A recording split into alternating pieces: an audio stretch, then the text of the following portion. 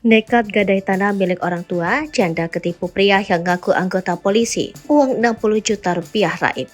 Seorang janda tertipu pria yang ngaku anggota polisi, wanita asal Goa, Sulawesi Selatan ini, sampai menggadaikan tanah milik orang tua tertipu rayuan pelaku.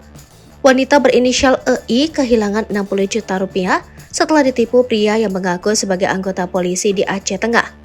EI menceritakan awal kenalan dengan polisi gadungan Anwar Setiawan yang mengaku berpangkat Bribka. Kisah itu bermula ketika EI menerima permintaan pertemanan di Facebook. Dari situ hidup EI berubah, ia merasa kasmaran dan seketika hancur. Dari situ kemudian komunikasi berlanjut melalui pesan WhatsApp. Lanjutnya, awalnya perkenalan keduanya saat Anwar mengirim permintaan pertemanan melalui Facebook dan keduanya semakin akrab seusai sering melakukan percakapan melalui Messenger. Tak lama, Anwar pun meminta nomor WhatsApp EI yang awalnya EI menolak memberikan nomornya karena baru kenal. Anwar pun terus mendesak hingga akhirnya EI memberikan nomor WhatsApp pribadinya. Kepada EI, Anwar mengaku sebagai seorang Babin Kamtibmas dan bersatu sebagai duda anak satu. Disitulah EI mulai melayani percakapan Anwar, hubungan asmara pun terjalin antara keduanya. Padahal belum pernah ketemu langsung. Untuk meyakinkan EI, Anwar mengirim foto KTP dan kartu tanda anggota sebagai personil Polres Aceh Tengah. Saat dijanji akan dinikahi, EI sempat ragu karena EI merupakan wanita yang tinggal di kampung dan berpendidikan rendah, sedangkan Anwar adalah seorang polisi. Tapi Anwar mengaku perbedaan tersebut tak menjadi masalah. Untuk meyakinkan EI, Anwar akan pindah tugas ke Polda Sulsel supaya bisa bertemu. Perpindahan itulah menjadi awal kehancuran bagi EI. Anwar menjadikan EI sebagai sumber keuangan dan permintaannya selalu dituruti. Saat sedang mengurus perpindahan di Aceh Tengah, Anwar mengaku mendapat kendala keuangan.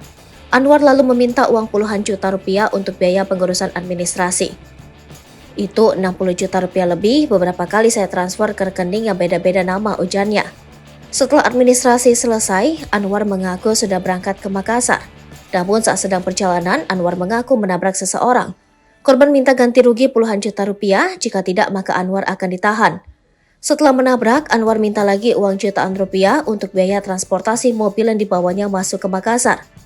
Di bandara, Anwar kembali mengaku ditahan dan harus membayar lagi untuk mobilnya. Korban transfer lagi sejumlah uang. Setelah tiba di Makassar, Anwar kemudian mengaku sedang mengurus penerimaannya di Polda Sulsel. Anwar kemudian menyampaikan jika polisi-polisi di Polda Sulsel rata-rata baik. Pasalnya dia disambut baik dan mengurusnya administrasinya lancar. Hanya saja Anwar mengaku butuh uang lagi untuk penempatannya.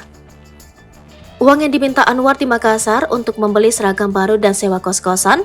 Meski hasil gadai tanah orang tua EI sudah habis, namun Anwar masih minta uang. Anwar mengatakan segera gadaikan SK-nya untuk bayar utang-utangnya ke EI.